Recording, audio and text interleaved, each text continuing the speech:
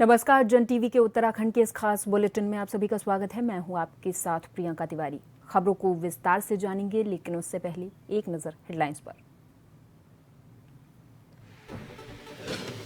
प्रदेश में चल रहा बीजेपी का सदस्यता अभियान। एक भी विधायक 10,000 सदस्य बनाने के लक्ष्य को नहीं छू सका। 3 विधायक 5,000 तक ही पहुंचे। प्रदेश की युवा कल्याण मंत्री रेखा आर्या की अध्यक्षता में बैठक। पीआरडी जवानों और महिला मंगल दल को स्वावलंबी बनाने के विषयों पर हुई चर्चा। उत्तराखंड में दुग्ध उत्पादन में बढ़ रहा लगातार। दुग्ध विकास मंत्री ने पेश किए आंकड़े। कहा, आज सभी संघ मुनाफे में दूध की कीमत 8 से 10 रुपए प्रति लीटर बढ़ाई। हल्द्वानी में सचिव दीपक रावत ने आपदा में क्षतिग्रस्त गौला पुल और अंतर्राष्ट्रीय स्टेडियम का किया निरीक्षण। सुरक्षा के उपायों को लेकर की चर्चा। पुल को 20 दिन में दिया जाएगा खोल। और हेमकुंड साहिब में मौसम साफ। भक्तों की बढ़ रही संख्या। भक्त गुरु को नमन करने के लिए उमड़ रहे। जिला प्रशासन यात्रा के लिए करता है सहयोग।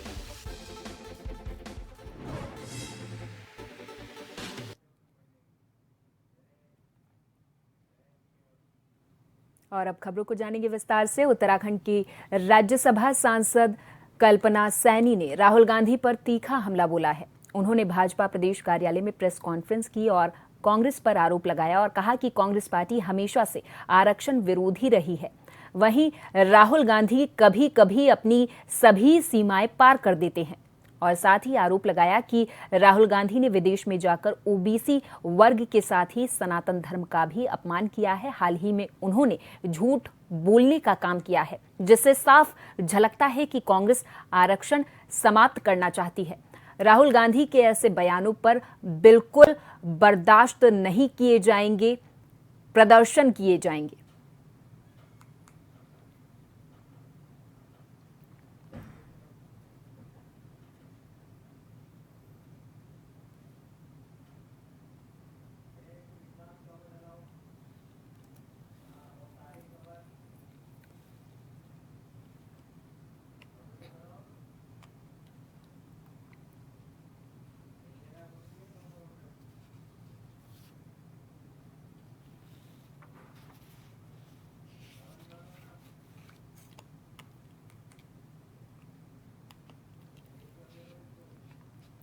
राहुल गांधी ने विदेश में जाकर जो ओबीसी वर्ग पर बयान दिया, उस पर अभी सियासत लगातार जारी है और इसी को लेकर भाजपा लगातार प्रदर्शन भी कर रही है और विरोध भी दर्ज करवा रही है। राज्यसभा सांसद कल्पना सैनी ने भी इस पर तीखा हमला बोला और कहा कि राहुल गांधी जो भी बयान देते हैं उन्हें बिल्कुल भी बर्दाश्त नहीं किया जाएगा। कांग्रेस हमेशा से आरक्षण विरोधी रही है, आरक्षण को खत्म करना चाहती है। हालांकि हम यानी कि भारतीय जनता पार्टी ऐसा नहीं होने देंगे।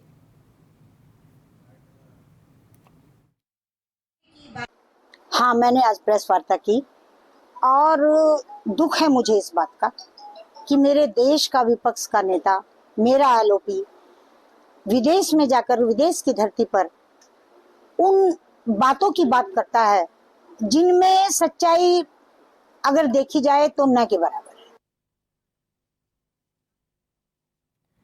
प्रदेश की युवा कल्याण मंत्री रेखा आर्या की अध्यक्षता में हुई बैठक में, जिसमें पीआरडी जवानों के रजिस्ट्रेशन और प्रोत्साहन राशि संबंधित युवक एवं महिला मंगल दल को स्वावलंबी बनाने के संबंध में महत्वपूर्ण विषयों पर चर्चा की गई है। वहीं युवा कल्याण मंत्री रेखा आर्या ने कहा कि मुख्यमंत्री धामी के द्वारा पीआरडी जवानों के लिए की गई घोषणाओं में से अधिकांश घोषणाओं के शासनादेश सितंबर महीने में निकले हैं, जिसमें उनके चारधाम यात्रा के दौरान 50 रुपए प्रोत्साहन राशि देने का भी शासनादेश हुआ है।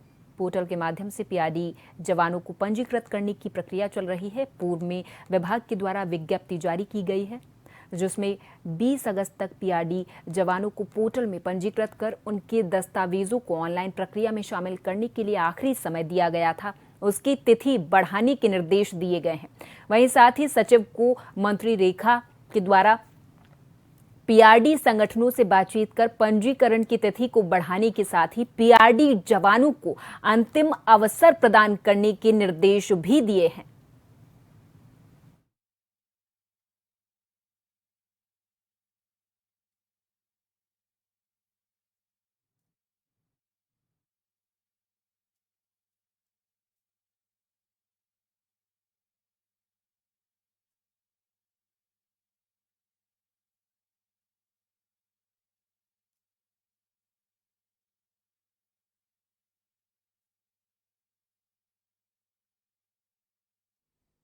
माननीय मुख्यमंत्री जी ने उनके लिए जो घोषणाएं करी हैं उसमें हम लोगों ने कितना इम्प्लीमेंट किया है, तो देखा ये गया है कि माननीय मुख्यमंत्री की घोषणा के सापेक्ष में लगभग 3-4 घोषणाओं में 2-3 घोषणाओं का शासनादेश अभी सितंबर माह में ही निकला है, जिसमें उनके चारधाम यात्रा के दौरान में 50 रुपये अतिरिक्त प्रोत्साहन राशि दिए जाने के संदर्भ में है, वह भी शासनादेश में परिवर्तित हो चुका है। इसके अलावा जो है उनको अतिरिक्त चाहे वो वर्दी के रूप में हो या अन्य रूप में हो, वो भी शासनादेश निर्गत किया जा चुका है। इसके अतिरिक्त जो है पीआरडीए एक्ट में जो संशोधन होना था वो हम लोगों ने संशोधन बहुत पहले कर दिया था, और उसके उपरांत में नियमावली प्रख्यापित होनी चाहिए थी, वो नियमावली भी हम लोगों ने प्रख्यापित कर दी। हरिद्वार में धर्मांतरण के मामले में बजरंग दल और विश्व हिंदू परिषद की सक्रियता को लेकर ईसाई मिशनरी ने धर्मांतरण की गतिविधियों की सूचना मिलने पर बजरंग दल के कार्यकर्ता मौके पर पहुंचे। क्षेत्र में पहले भी कई बार ऐसे धर्मांतरण के मामले सामने आ चुके हैं। बजरंग दल के कार्यकर्ताओं ने भी मौके पर पहुंचकर पुलिस को इसकी जानकारी दी। सिडकुल थाना पुलिस तुरंत कार्रवाई में जुट गई है और मौके पर पहुंचकर मामले की जांच कर रही है। पुलिस ने स्थानीय लोगों से भी बातचीत शुरू कर दी है और धर्मांतरण की सटीक जानकारी इकट्ठा करने का प्रयास भी किया जा रहा है।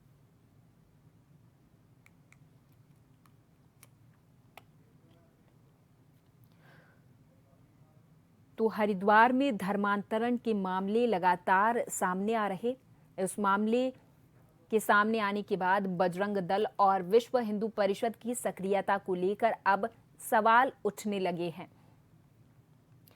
इधर बजरंग दल के कार्यकर्ता तुरंत मौके पर पहुंचे और पुलिस को भी सूचना दी है कि यहां पर इस तरीके का धर्मांतरण का मामला सामने आया। हालांकि इसके बाद पुलिस भी मौके पर पहुंची और पूरी छानबीन शुरू कर दी है। पुलिस की पूरी नजर इस पूरे मामले पर है। अब पुलिस इस पूरे मामले पर जांच पड़ताल कर रही है। हरिद्वार में धर्मांतरण का मामला लगातार बढ़ता जा रहा। हर ओर धर्मांतरण के जो मामले सामने आ रहे उसमें विश्व हिंदू परिषद और बजरंग दल सक्रिय है। इसी को लेकर लगातार ये लोग प्रयास कर रहे हैं कि जहां भी धर्मांतरण के इस तरीके के मामले सामने आते हैं उन्हें रोका जा सके। हालांकि पुलिस को भी इस मामले में सूचना दे दी जाती है। क्षेत्र में पहले भी कई बार ऐसे धर्मांतरण के मामले सामने आ चुके हैं। बजरंग दल के कार्यकर्ताओं ने यहां मौके पर पहुंचकर पुलिस को इसकी जानकारी दी है, जिसके बाद पुलिस भी मौके पर पहुंची और इस पूरे मामले पर नजर बनाए हुए है।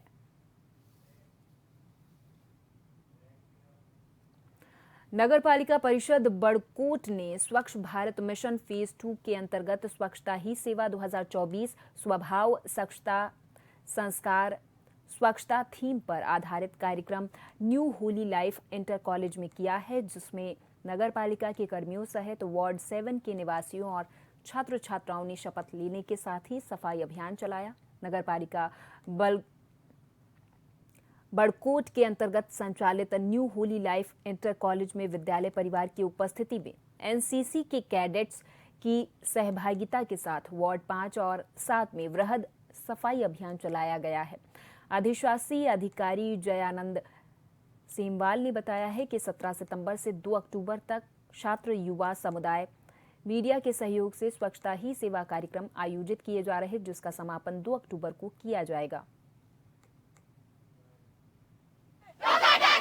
स्वच्छता ही सेवा के कार्यक्रम के अंतर्गत जो हमने CTU चयनित किए थे, आज यहाँ पे विशेष स्वच्छता अभियान चलाया गया, जिसमें कि new Holi life inter college के जो है छात्र छात्राएं और विशेषकर जो NSCC कैडेट है उनके साथ जन भागीदारी के साथ और नगर पालिका परिषद बड़कोट के समस्त कर्मचारियों के साथ जो है यहाँ पे स्वच्छता अभियान चलाया गया, जो कि मैं समझता हूँ एक सार्थक यहाँ पे सफल हुआ है वो। और अभी जो हमने यहाँ पे बच्चों के माध्यम से जो यहाँ पे स्लोगन दिया है, कोई भी अगर यहाँ पे कोई इसके बाद कूड़ा डालता है उसको रोकेंगे, उसको टोकेंगे और बड़कोट को जो स्वच्छ बनाएंगे। PCS अधिकारी दिनेश प्रताप सिंह ने 2022 में डोईवाला शुगर मिल के अधिशासी निदेशक के पद पर अतिरिक्त प्रभार के रूप में उस वक्त कार्यभार संभाला जब शुगर मिल कर्मचारियों को 2-3 महीने के बाद वेतन मिलता था। कर्मचारियों के पुनरीक्षित वेतनमान और अनेकों देय शुगर मिल पर लंबित थे, जिसके चलते शुगर मिल के कर्मचारी और यूनियनों को मिल प्रबंधन का घेराव करना पड़ता था। तो वहीं किसान भी शुगर मिल के सुचारू रूप से न चल पाने की वजह से मायूस रहते थे। वहीं DP सिंह के कार्यभार संभालने के बाद से ही मिल लगातार अपनी घाटे को काम पर उभारती नजर आ रही है। कर्मचारियों की वेतन विसंगतियों के साथ ही शुगर मिल में किसानों के लिए विश्राम गृह के साथ ही सीमेंटेड केन यार्ड का भी निर्माण कराया गया, जिसके लिए आज सभी कर्मचारी और यूनियनों के द्वारा डोईवाला शुगर मिल के अधिशासी निदेशक दिनेश प्रताप सिंह का आभार व्यक्त किया गया। सम्मान समारोह आयोजित किया गया था।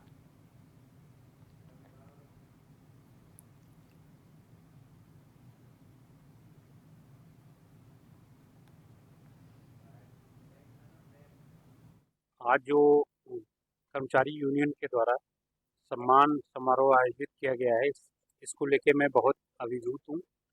ये समग्र प्रयास है जिसमें हमारे कर्मचारियों का, अधिकारियों का, सभी का हो रहा है सहयोग, जिसकी वजह से हम यहाँ तक पहुँच पाए हैं। और जितना अभी सुधार हुआ है उससे और ज़्यादा सुधार करने की यहाँ पे संभावना है। और मैं ऐसा सोचता हूँ कि भविष्य में यहाँ के सारे रिकॉर्ड टूट जाएंगे, चाहे वो रिकवरी से संबंधित हों, चाहे किसी प्रकार की कर्मचारियों की सुविधा से संबंधित। आपका सम्मान ये 10 साल पुराना पैसा हमारा जो एरिया था 2014 और 15 से लेके जब से हमारा वेतन विसंगति हुई थी, ये पैसा रुका हुआ था। इस मामले में मैं कमल बहादुर हाई कोर्ट गए, उसमें सारे कर्मचारीगण हमारे, चाहे गोपाल शर्मा चाहे विजय शर्मा, ये सारे लोग हमारे साथ रहे और वहाँ से मुझे आदेश हुए। उस अमल पर सचिव और हमारे ED साहब ने टाइम बॉन्ड था उसका कि आपको 2 महीने के अंदर आपको इसका भुगतान होगा। वो टाइम पीरियड पूरा हुआ। ED साहब से हमने बात किया, हमने कहा इसमें सभी कर्मचारी हैं, जो आना चाहा, जो थोड़ा बहम में रहा वो नहीं आया, जो आना चाहा उन सभी कर्मचारियों का एरियल जो 432 लोगों का भी भुगतान हुआ है। यहाँ पर वक्त है एक छोटे से ब्रेक का, फौरन हाजिर होंगे कुछ और खबरों के साथ।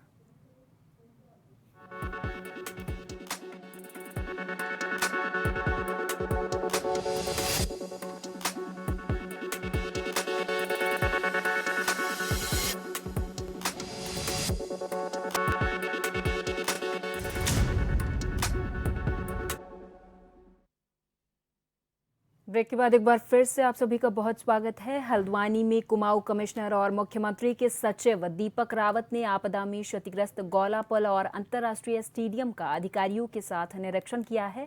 इस दौरान उन्होंने गौला पुल और स्टेडियम के हुए नुकसान को बारीकी से देखा और उन्होंने NHI PWD सिंचाई विभाग के अधिकारियों के साथ सुरक्षा के उपाय को लेकर चर्चा भी की है।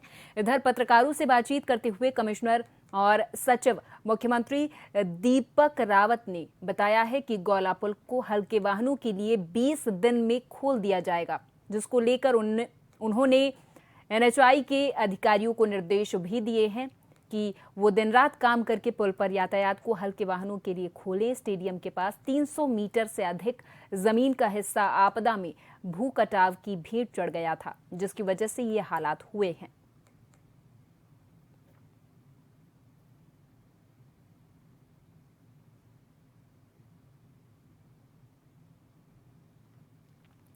तो मुख्यमंत्री के सचिव दीपक रावत ने आपदा में क्षतिग्रस्त गौला पुल और अंतर्राष्ट्रीय स्टेडियम का अधिकारियों के साथ निरीक्षण किया है।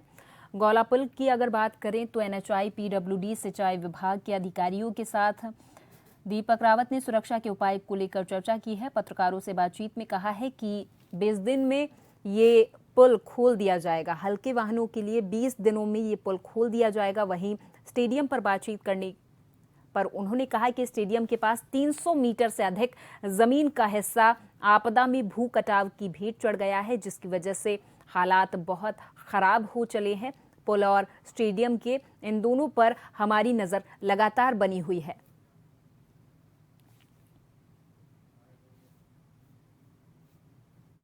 आप जानते हैं कि शहर के बीचों बीच से गौरा रिवर बहती है और इसमें बहुत सारी एजेंसीज अभी हो गई हैं जिनके प्रॉपर्टीज़ को डैमेज हो रहा है। इसमें एक एनएचआई है जिनके ब्रिज के अप्रोच को डैमेज हुआ है। पीडब्ल्यूडी की जो सड़क है जो ब्रिज को जोड़ती है उसको भी डैमेज हुआ है। स्टेडियम के कुछ पोर्शन में मोर देन 300 मीटर्स की लंबाई में भी हमारी जो लैंड है वो बह गई है और ऊपर की तरफ भी कुछ नेचुरल स्पर्स बन गए जिससे कि नदी का जो बोल्डर स्टेज में नदी रहती है इसका फ्लो अनसर्टेन रहता है। तो इन सब को देखते हुए दो चीज़ें चाहिए। एक तो क्योंकि यहाँ पे चुगान पहले से वन निगम करती है तो वो चुगान भी जो हो तो उस तरीके से इसका सुपरविजन अभी हम जो करते हैं चुगान एक तरीके से बहुत टेक्निकली उसको सुपरवाइज उस तरीके से नहीं किया जाता। तो इस बार मैं ये भी इसमें कुछ मैकेनिज्म यहाँ से शासन स्तर से बनाएंगे। हेमकुंड साहिब में मौसम साफ होने से अब भक्तों की संख्या बढ़ रही। मानो प्रकृति सुंदरता और दिन भर की धूप ने विश्व भर के लिए एक संदेश भेजा हो, जिससे श्रद्धालुओं का उत्साह बढ़ा है। लोग अपने पूज्य गुरु को नमन करने के लिए इस स्थल पर उमड़ रहे। हेमकुंड साहिब के लिए पूरा मार्ग खुला हुआ है और ट्रैक मार्ग अच्छी तरीके से बनाया गया है, जिससे सार्वजनिक सुविधाएं सुनिश्चित की जा सके। गुरुद्वारा श्री हेमकुंड साहिब प्रबंधन ट्रस्ट राज्य और जिला प्रशासन के सहयोग से यात्रा का प्रबंधन करता है। हरिद्वार, ऋषिकेश, श्रीनगर, जोशी मठ, गोविंद घाट और घागरिया में धर्मशालाएं संचालित करता है। ट्रस्ट के अध्यक्ष नरेंद्र जोत सिंह बिंद्रा ने बताया है कि हम गर्व से कहते हैं कि ये शायद एकमात्र संगठन है जो दर्शनार्थियों को संपूर्ण यात्रा मार्ग पर निःशुल्क ठहरने और भोजन की सुविधा देता है।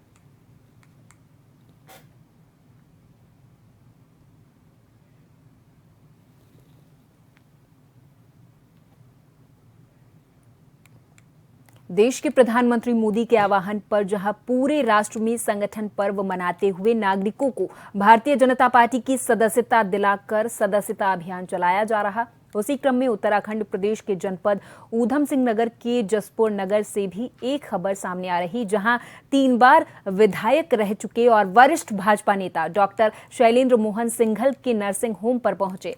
भाजपा प्रदेश अध्यक्ष महेंद्र भट्ट का भारतीय जनता पार्टी के कार्यकर्ताओं ने फूलमाला, गुलदस्ता और शॉल उड़ाकर जोरदार स्वागत किया है। इसके बाद प्रदेश अध्यक्ष ने दीप प्रज्वलित कर कार्यकर्ताओं के संग बातचीत की है।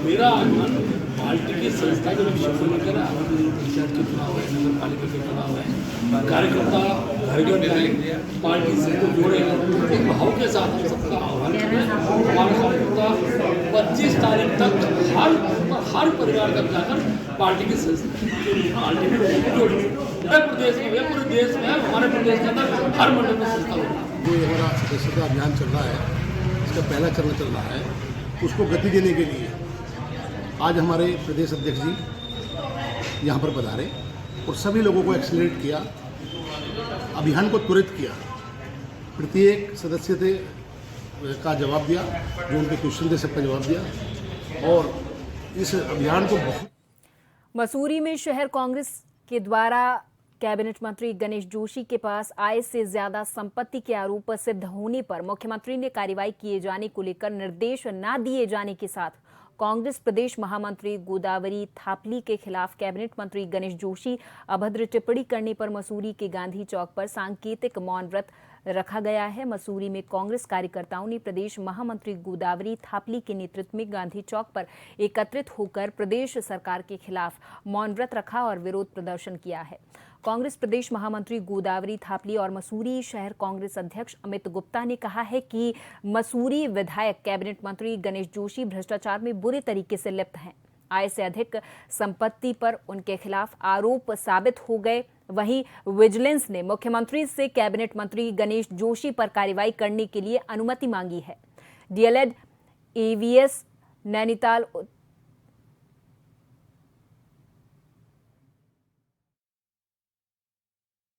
के विधायक हैं गणेश जोशी जी, जिन्होंने हमारी महिला नेत्री और प्रदेश महामंत्री और जो 2 बार उनके सामने चुनाव लड़ चुकी है उस महिला के कद की बात करी तो कद उनका उनसे 10 गुना ऊपर है, क्योंकि वो किसी घोटाले में लिप्त नहीं है, उन्होंने कोई भ्रष्टाचार नहीं करा। वो गणेश जोशी के कद में नहीं आना चाहती। तो सर्वप्रथम तो मैं उनके इस बयान की निंदा करता हूँ और उनसे कहता हूं कि वो अपने इस बयान को वापस लें और इसका खंडन करें। वहीं जहां तक आज मौन व्रत का हमारा जो हम यहां बैठे हैं, हमने पूर्व में भी प्रेस वार्ता की थी और अभी तक मुख्यमंत्री द्वारा कोई कार्रवाई नहीं की गई है। कांग्रेस निरंतर प्रदेश कांग्रेस कमेटी ने भी राज्यपाल को मिलकर इस परिप्रेक्ष्य में ज्ञापन दिया, लेकिन उसके बाद भी आज तक भी मुख्यमंत्री उस पर कोई कार्रवाई करने के लिए तैयार नहीं है।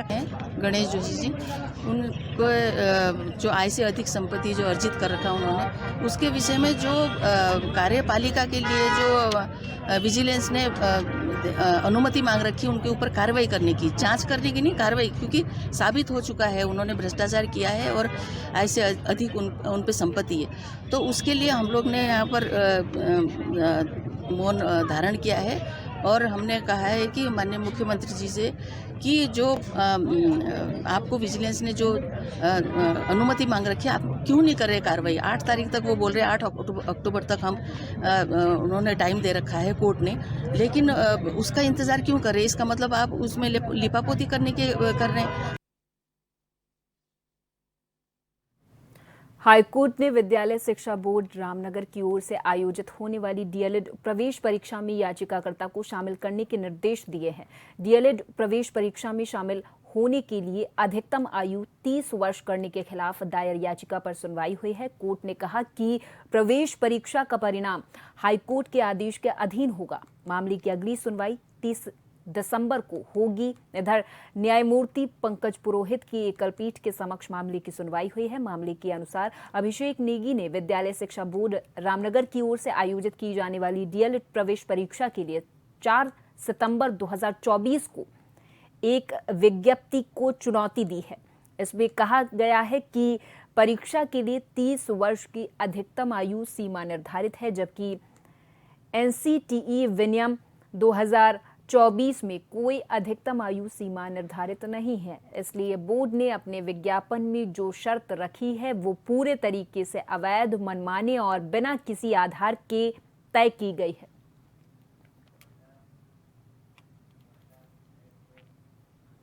और इसी के साथ इस बुलेटिन में फिलहाल के लिए मेरे साथ बस इतना ही। आप देखते रहें जन टीवी। नमस्कार।